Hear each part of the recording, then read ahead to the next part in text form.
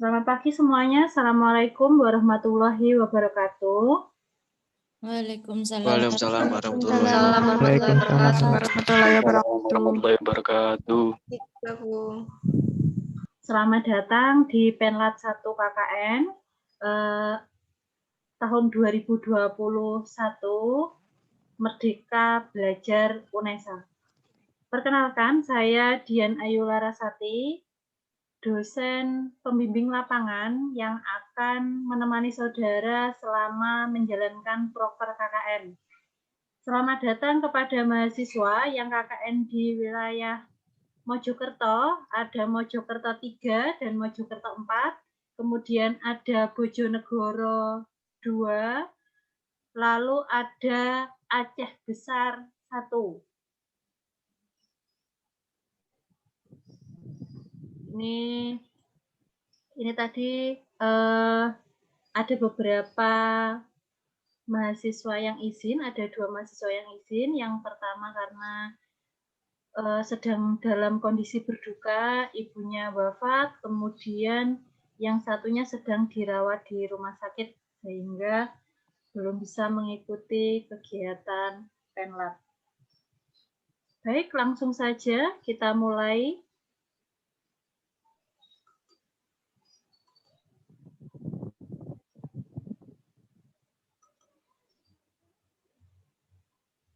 Apakah slide saya terlihat jelas dari tempat saudara-saudara?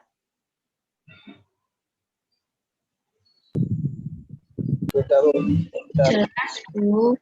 Jelas, Bu. Baik.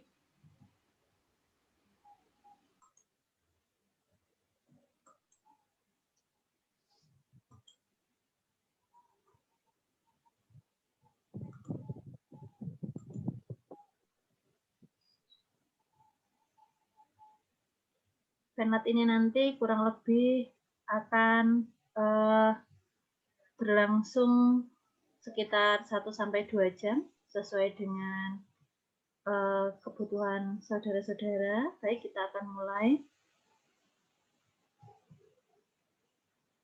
Nah, tujuan dari Penlat ini adalah DPL saya bersama saudara semua sebagai mahasiswa peserta KKN ini melakukan pendidikan dan pelatihan atau Penlat secara online. Kita menggunakan platform Zoom, kemudian ini nanti rekamannya diunggah ke channel KKN UNESA di YouTube melalui kanal berikut ini dan di Instagram. Nah, Penlat ini merupakan salah satu aspek penilaian KKN senilai atau setara dengan UTS. Kemudian mahasiswa yang tidak ikut Penlat KKN akan saya catat untuk kemudian ditindaklanjuti dalam pemberian nilai akhir, kecuali memang yang sudah izin dikarenakan ada force merger ya kondisinya, yaitu kejadian yang tidak diinginkan atau tidak diduga.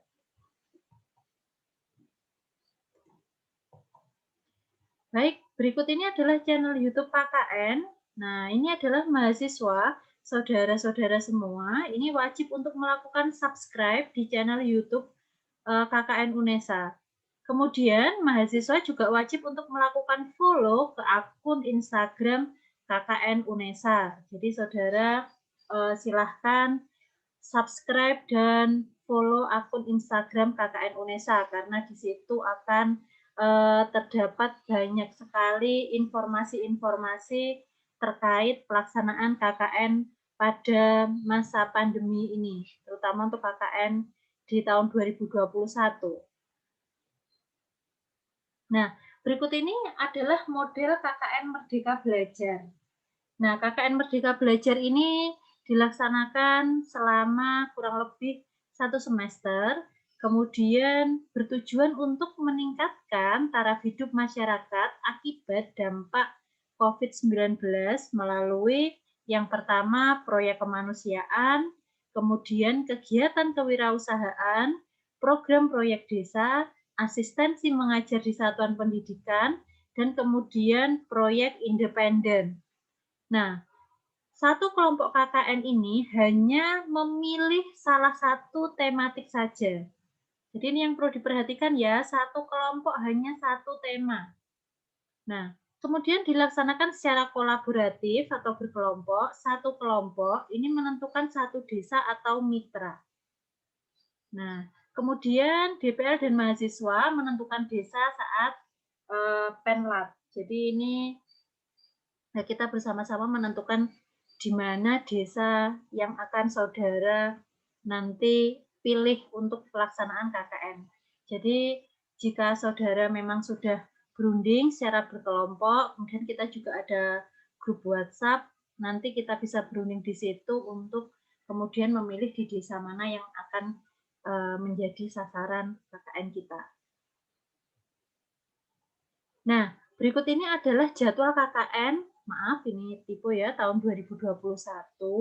Ini ada TOT yang sudah dilaksanakan kemarin. Ini dilaksanakan oleh DPL dan koordinator DPL.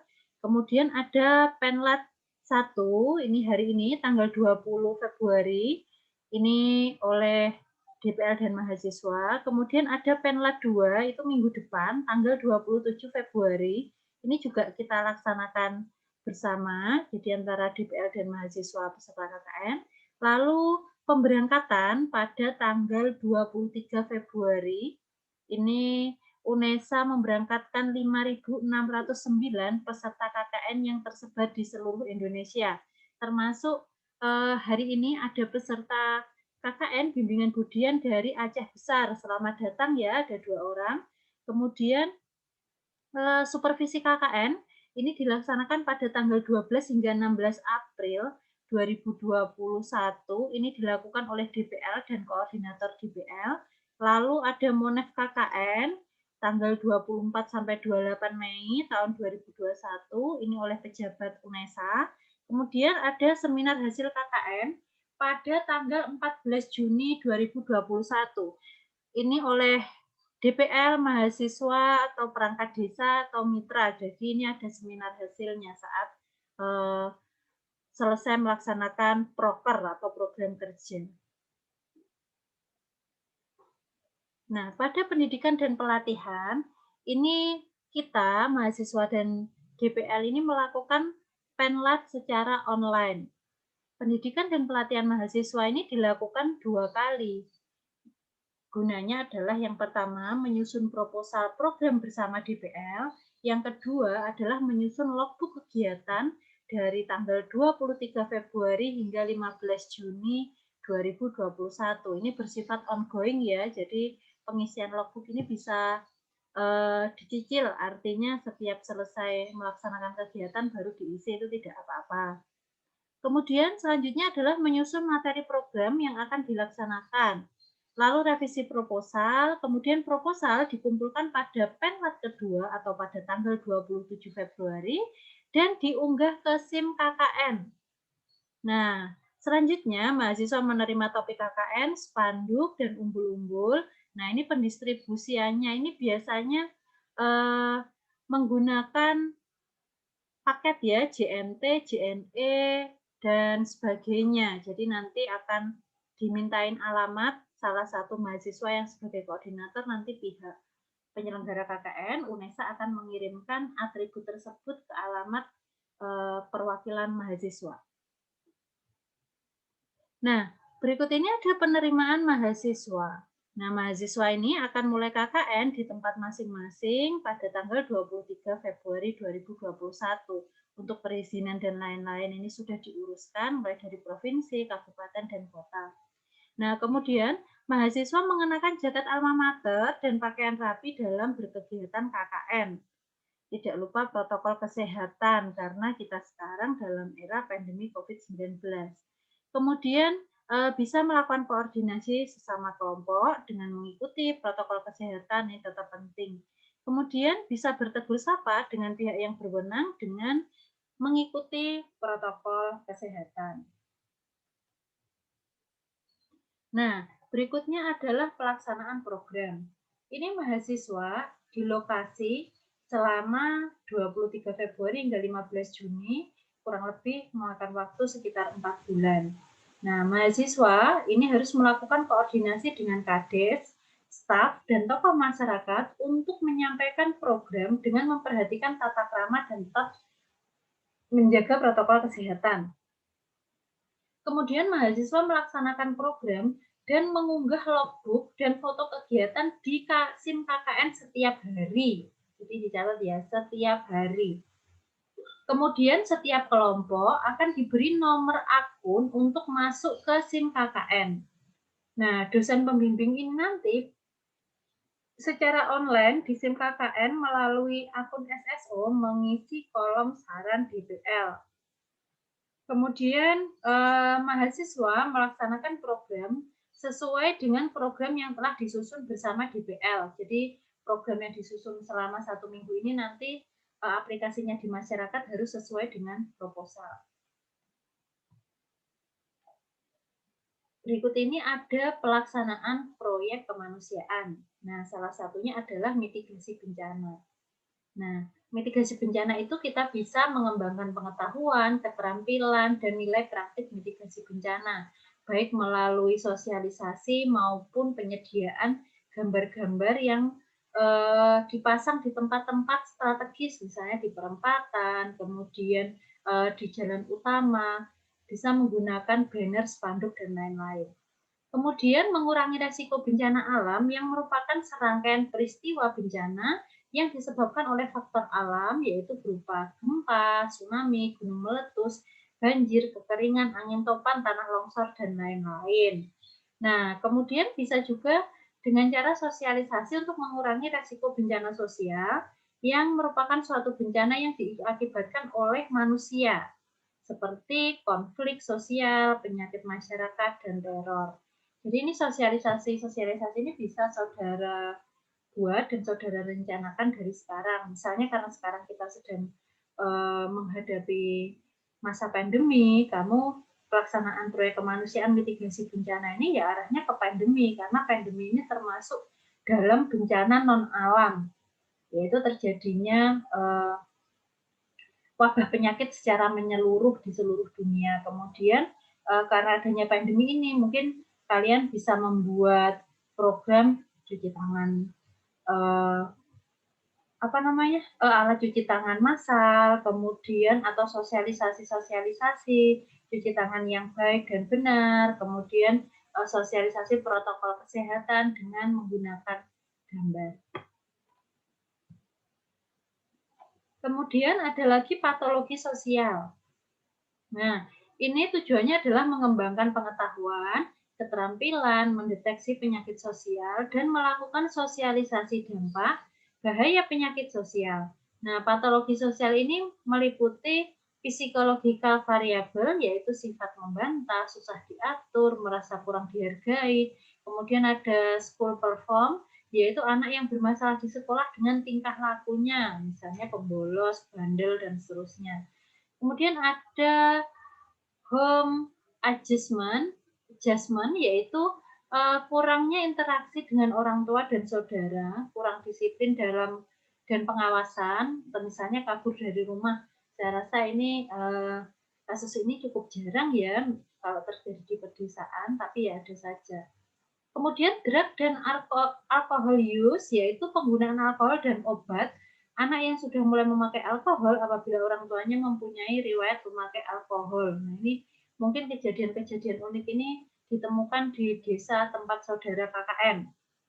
Kemudian ada neighborhood, yaitu lingkungan tetangga, di mana lingkungan mudah mempengaruhi psikologis anak. Kemudian ada social adjustment of peers, yaitu pengaruh kekuatan teman sebaya. Nah, ini pertemanan ini mempengaruhi perilaku, termasuk delinkuensi, obat-obatan, bolos, kemudian kekacauan sekolah, onar, geng, free sex, dan lain-lain.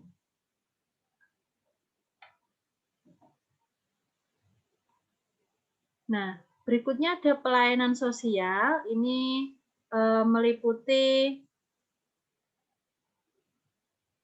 mengembangkan pengetahuan, keterampilan, dan nilai praktik pekerjaan sosial berbasis praktik dan disiplin akademis untuk mempromosikan perubahan dan pengembangan sosial. Ini ada kohesi sosial, pemberdayaan, peningkatan kesejahteraan masyarakat.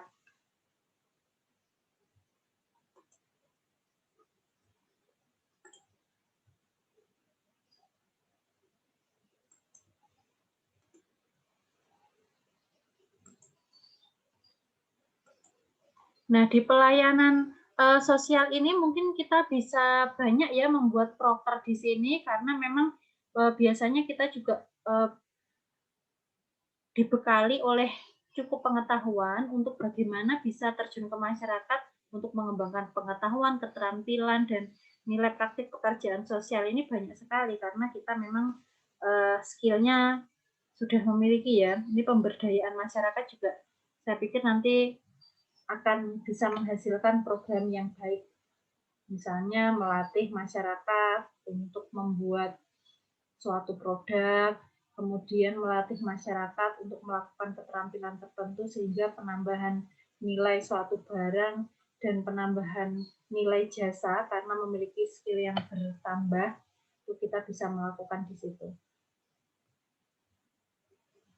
Nah, ini ada human interest, jadi ini ada mengembangkan pengetahuan, keterampilan, dan keberpihakan pada yang lemah. Kegiatan ini meliputi menjangkau seseorang dan menceritakan secara emosional.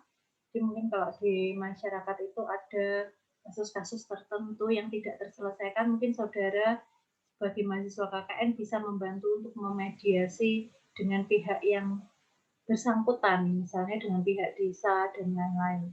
Kemudian mempublikasikan orang dengan masalah sosial yang memprihatinkan, seperti kemiskinan, keterbatasan sosial, kesenjangan sosial, dan kesenjangan digital, untuk membangkitkan simpati dan empati publik, misalnya ya galang dana melalui kitabisa.com dan lain-lain. Apabila memang ada kasus tertentu di desa yang hal ini kurang mendapat perhatian dari pemerintah setempat. Kemudian adanya kepedulian sosial pada difabel. Nah, kepedulian sosial ini dipublikasikan di media cetak, elektronik, dan digital. Supaya apa? Supaya diketahui banyak orang, dibaca banyak orang, sehingga semakin banyak orang yang akan peduli dengan kondisi tersebut. Nah, selanjutnya adalah human interest. Jadi ini mengembangkan pengetahuan, keterampilan, dan kepekaan terhadap masalah sosial yang dihadapi perempuan. Nah, ini ada monitoring indeks pembangunan gender atau IPG yang timpang. Kemudian menganalisis kesenjangan antara indikator pembangunan manusia IPM dengan IPG. Membuat infografis dan mengkampanyekan kegiatan-kegiatan dalam rangka pencegahan kekerasan dalam rumah tangga atau KDRT. Jadi saudara bisa melakukan sosialisasi pada kelompok-kelompok masyarakat kecil, misalnya tingkat dukuh atau dusun, kemudian juga bisa sosialisasi di acara PKK di desa mengenai bagaimana cara mencegah kekerasan dalam rumah tangga atau KDRT. Nah, selanjutnya ada advokasi terhadap permasalahan dihadapi perempuan dan dipublikasikan di media cetak, elektronik, dan digital. Ini saya pikir kasus ini masih sedikit ya apabila memang ada di masyarakat. Berikutnya adalah kegiatan kewirausahaan. Nah, tujuan dari kegiatan kewirausahaan ini yang pertama adalah meningkatkan pemahaman terhadap pemberdayaan sumber daya yang ada di lingkungan sehingga dapat memberikan nilai tambah untuk perekonomian di masyarakat. Nah, saudara-saudara kan memiliki skill yang lebih nih, bisa branding, bisa packaging yang bagus, kemudian bisa iklan di mana-mana juga menggunakan media sosial, sehingga pemasarannya menjangkau wilayah yang lebih luas, kemudian packagingnya bagus, kemudian brandingnya bagus. Saudara bisa mengangkat produk lokal dengan cara ini, itu juga bisa jadi salah satu broker. Nah, kemudian memberikan pelatihan kewirausahaan. Lalu saudara bisa pengembangan sektor-sektor ekonomi mikro, misalnya sektor produksi pangan ringan, misalnya keripik, kemudian jajanan-jajanan tradisional yang bisa dipasarkan, dikenalkan ke wilayah yang lebih luas dengan cara yaitu tadi bisa branding melalui banyak sekali akun media sosial, ya. Jadi pada kewirausahaan ini saudara sebenarnya banyak sekali bisa mengambil proker, diantaranya misalnya membuat salah satu kegiatan, yaitu misal lomba masak, tapi itu makanan jajanannya berupa jajanan tradisional wilayah tersebut, bisa keripik dan lain-lain, lalu di branding, di packaging yang bagus, kemudian dipasarkan ke wilayah yang lebih luas. Nah, itu kan otomatis meningkatkan gairah sektor ekonomi mikro. Nah, kegiatan kewirausahaan ini bisa juga diunggah di satu halaman website untuk satu desa. Halaman ini dapat memunculkan berbagai produk unggulan dari desa lokasi KKN. Nah, produk yang sudah unggul bisa dimasukkan ke sejumlah lokal pasar atau marketplace di Indonesia. Nah, selain itu diharapkan akan terbentuk forum-forum kewirausahaan di tingkat desa dan kecamatan dan kabupaten yang dipelopori oleh mahasiswa KKN. Nanti akan Budian kirimkan, jadi contoh kegiatan-kegiatan dan video yang dibuat oleh KKN sebelumnya, bimbingan saya, nanti bisa saudara jadikan sebuah referensi begitu ya, apakah program tersebut juga cocok untuk diterapkan di wilayah KKN saudara-saudara sekalian. Nah, berikutnya adalah pelaporan. Nah, ini tidak kalah pentingnya ya. Pelaporan kemudian dituangkan dalam bentuk file PDF dan Microsoft Word. Kemudian laporan ini disertai foto-foto kegiatan yang bagus, memakai atribut UNESA, memakai jaket alma mater atau topi atau mungkin kaos KKN. Biasanya anak-anak membuat kaos KKN nih. Kaos KKN ini nanti dipakai saat DPL berkunjung, misalnya begitu. Kemudian laporan ini disusun sebelum mahasiswa melakukan seminar hasil. Lalu laporan ini ditandatangani Kades dan DPL. Kemudian lampiran laporan berupa logbook dan daftar hadir. Jadi nanti keaktifan setiap mahasiswa harus dicatat oleh koordinator KKN atau ketua kelompok. Nah, kemudian laporan file dalam bentuk Word dikirimkan ke email kknpmunesa@gmail.com. Nah, dan file PDF diunggah ke SIM KKN tentunya supaya saudara laporannya bisa Budian cek. Nah, berikutnya ada sistematika penulisan proposal. Coba saudara cermati. Nanti ini berguna sampai terakhir gitu ya. Jadi ini ada halaman judul yang berlogo UNESA, ini sudah pasti. Kemudian ada halaman pengesahan yang ditandatangani oleh DPL dan masing-masing mahasiswa atau ketua kelompok. Lalu pendahuluan berisi analisis situasi, potensi desa yang melatari mengapa saudara memilih program tersebut. Kemudian masalah yang dihadapi, lalu rencana pemecahan masalah, ini kemudian jelaskan program yang akan dikembangkan, apakah program utama dan tambahan, kemudian rencana pelaksanaan kegiatan, ini ada di logbook, lalu personalia, jelaskan anggota beserta keahliannya sesuai jurusan, jadi ini isinya mengenai anggota kelompok, CV-nya, lalu lampiran berupa uraian materi program utama.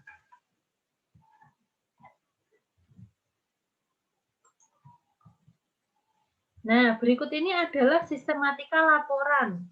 Nah, sistematika laporan ini ada cover, ada halaman pengesahan, ada kata pengantar, daftar isi, daftar gambar, pendahuluan pada bab 1. Pendahuluan ini isinya adalah A, B, C, yaitu yang pertama potensi desa dan program yang akan dilaksanakan. Nah, permasalahan dan pemecahan masalahnya. Lalu C, pihak dan unsur yang mendukung pelaksanaan program. Nah, bab 2 ada rencana program. Ini isinya uraian rencana beserta langkah-langkah kegiatan, lalu bab 3 adalah hasil kegiatan, yaitu bab yang mengemukakan secara rinci deskripsi hasil pelaksanaan program, disertai dokumentasi foto yang mendukung dan bagus. Kemudian bab 4-nya adalah kesimpulan dan saran, ada daftar pustaka dan ada daftar lampiran. Daftar lampiran ini adalah logbook kegiatan yang bisa diunduh di SIM dari SIM KKN. Apabila saudara rajin mengisi, maka diunduh ini datanya sudah banyak karena hitungannya per hari. Kemudian ada daftar presensi mahasiswa yang ini dikoordinir oleh ketua KKN.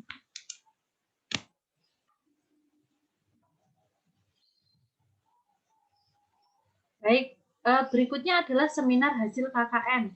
Ini dilaksanakan secara online melalui Google Meet atau Zoom pada tanggal 14 Juni 2021. Mahasiswa menyusun artikel atau ringkasan hasil KKN. Panjang artikel 5-7 halaman disertai foto yang mendukung. Kemudian seminar bersama DPL ini bisa melibatkan mitra dampingan. Nah, mahasiswa wajib mengakomodir masukan dari peserta seminar. Nah, artikel berisi pendahuluan, hasil pelaksanaan, rekomendasi atau tindak lanjut kegiatan KKN gelombang selanjutnya, penutup yang berisi simpulan dan saran. Artikel yang sudah diperbaiki berdasarkan saran peserta seminar di email bersama laporan ke alamat kknpmunesa@gmail.com. Nanti selain grup WhatsApp, saya juga akan membuatkan Google Classroom. Jadi apabila saudara ingin mengkonsultasikan laporan di situ, silakan dikirim ke Classroom. Berikut adalah ada hadiah. Jadi kegiatan KKN ini diharapkan didokumentasikan ke dalam bentuk video yang menarik dengan durasi lebih dari 10 menit dan diunggah ke channel atau akun resmi KKN Unesa. Nah, kemudian video yang diunggah ke channel YouTube dikirim ke email kknpmunesa@gmail.com. Video yang diunggah ke akun Instagram dikirim ke email kknpmunesa@gmail.com juga. Mahasiswa harus subscribe channel YouTube dan follow akun Instagram KKN Unesa. Nah, video yang mendapat like terbanyak akan mendapat hadiah menarik. Besaran hadiah akan diumumkan di halaman SIM KKN. Informasi tentang KKN akan selalu diunggah di SIM KKN sehingga mahasiswa diharapkan selalu memantau dan melihat SIM KKN. Baik, terima kasih. Demikianlah materi Penlet hari ini. Sampai sini, adakah yang mau ditanyakan? Silahkan.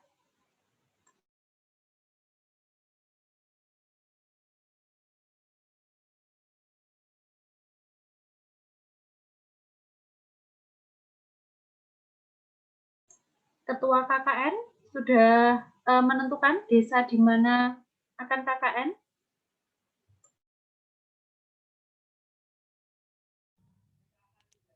Belum, Bu. Belum.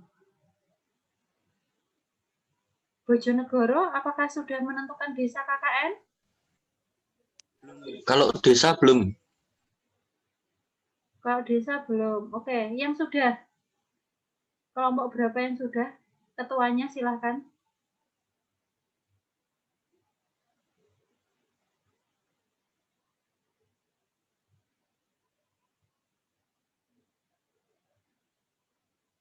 Ini apakah sudah dipilih ketua per kelompoknya siapa? Karena memang harus cepat ya dalam menentukan daerah desa mana yang akan dipilih menjadi lokasi KKN, karena memang nanti bisa saja kalau tidak cepat-cepat bisa tembuk dengan kelompok yang lain atau bisa crash dengan kelompok yang lain.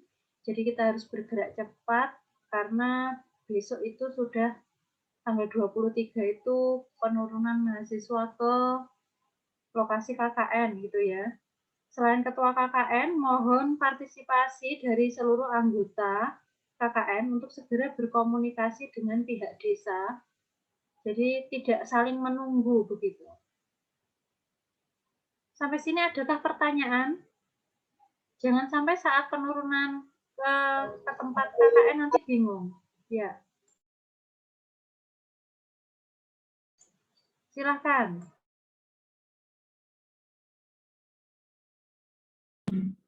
Assalamualaikum Bu, mohon izin bertanya.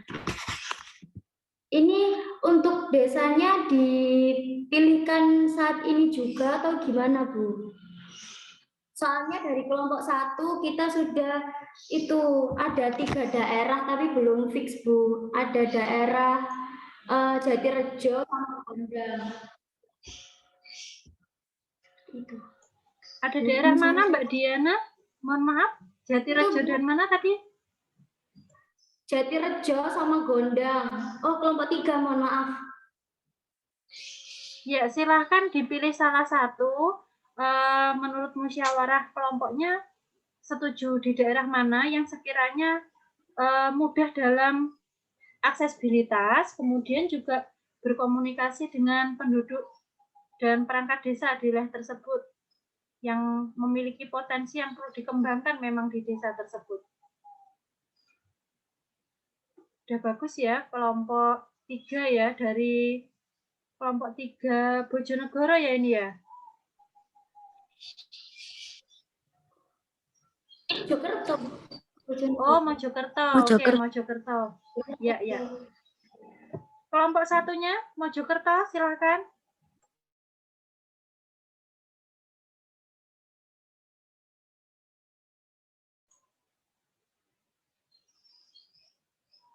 Mungkin ada anggotanya dari kelompok satunya, dari Mojokerto, yang sudah memiliki gambaran mau mengambil di wilayah mana. Kalau Karena ini, ya. Bu, permisi ya. Saya itu perwakilan dari kelompok Mojokerto 4. Jadi kelompok kami rencananya mau di daerah Delanggu sama daerah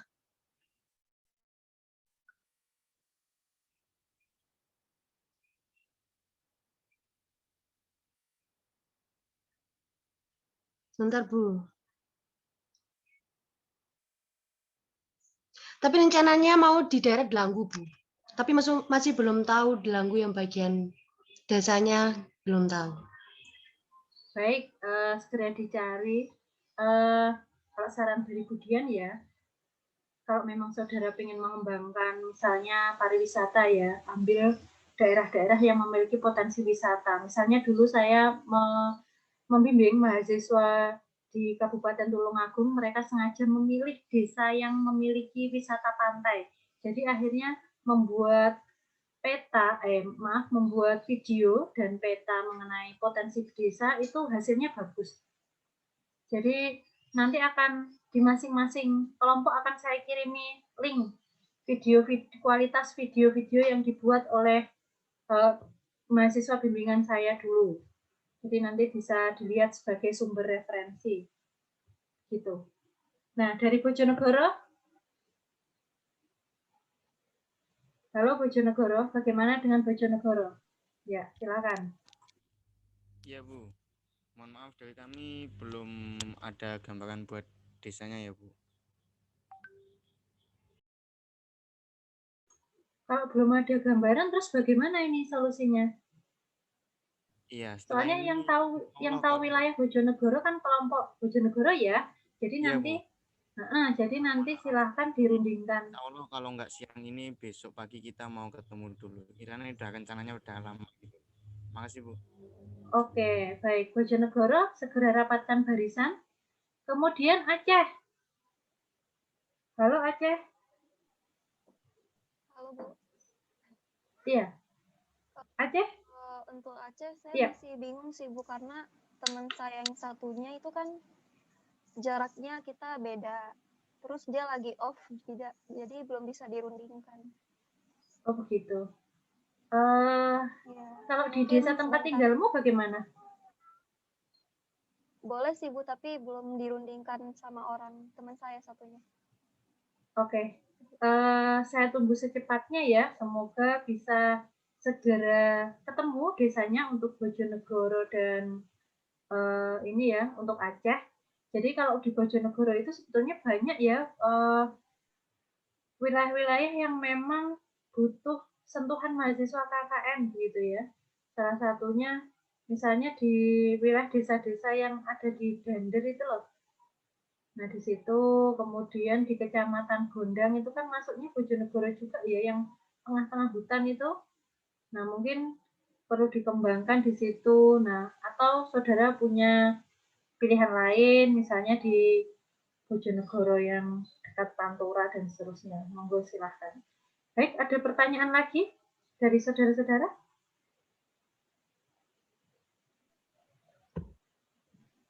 Kalau hari ini sudah memutuskan daerahnya di mana, itu selanjutnya kita harus ngapain, Bu? Apa kita langsung menghubungi atau nunggu dulu? Boleh berkoordinasi dengan kepala desa, tapi kan ini harinya Sabtu ya, besok Minggu, itu weekend. Bisa kita mulai hari Senin begitu ya. Bagaimana nanti kita 2 hari ini mempersiapkan proker-proker apa saja yang akan dibuat. Jadi nanti siapkan prokernya dulu untuk Mojokerto, sebanyak 2 kelompok, kemudian 1 kelompok di Bojonegoro, lalu di Aceh. Silahkan mempersiapkan proker. Setelah ini saya kirimi contoh kegiatan atau program kerja dari tahun-tahun yang sebelumnya. Nah, kalau boleh tahu, apa di sini ada jurusan tata boga?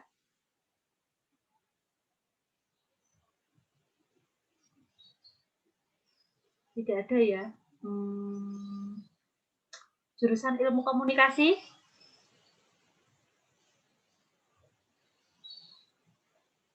Tidak ada juga. Administrasi publik? Ada dari jurusan administrasi publik? Nggak ada juga. Nah, Aura dari jurusan apa, Aura? Aura Dina Dani Weda. Sastra Indonesia. Oke, pendidikan bahasa Indonesia. Kemudian yang dari olahraga, ada berapa orang olahraga? Saya, Bu. Satu Saya, orang Bu. saja? Oh, 2 orang. Oke. Baik, nanti begini ya, di grup WhatsApp masing-masing kelompok di list ini ya, apa namanya, jurusan prodinya apa, nanti dari situ berbasis jurusan prodi kita membuat proker supaya bisa bersinergis. Setuju?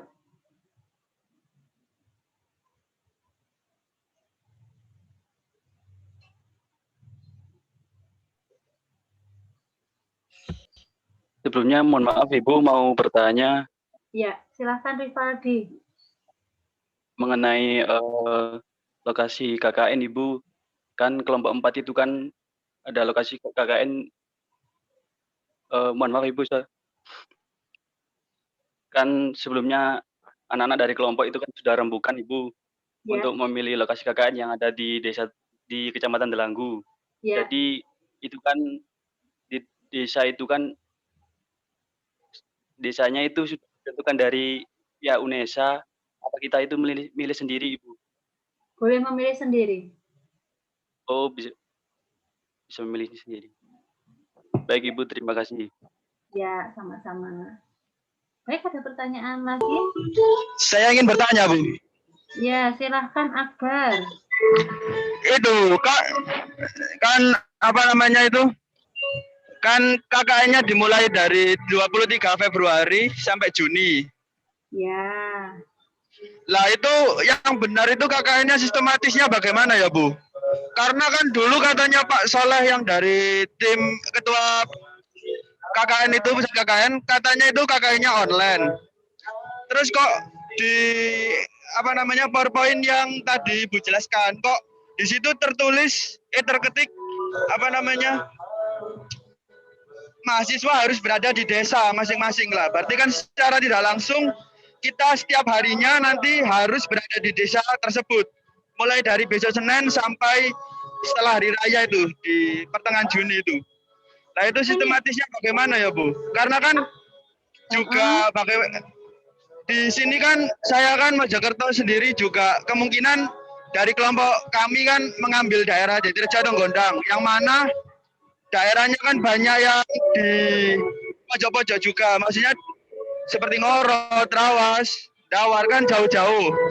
Lah kalau ke Jatirejo setiap harinya kan butuh penginapan lah. Tapi kalau setiap hari juga kan berarti sama saja seperti menginap atau pindah rumah lah Bu selama 4 bulan. Itu bagaimana ya Bu mengantisipasi atau bagaimananya? Soalnya kan juga di bulan April besok juga saya kan anak teknik mesin. Itu ada praktikum. Lalu bagaimana mengantisipasi hal tersebut Bu?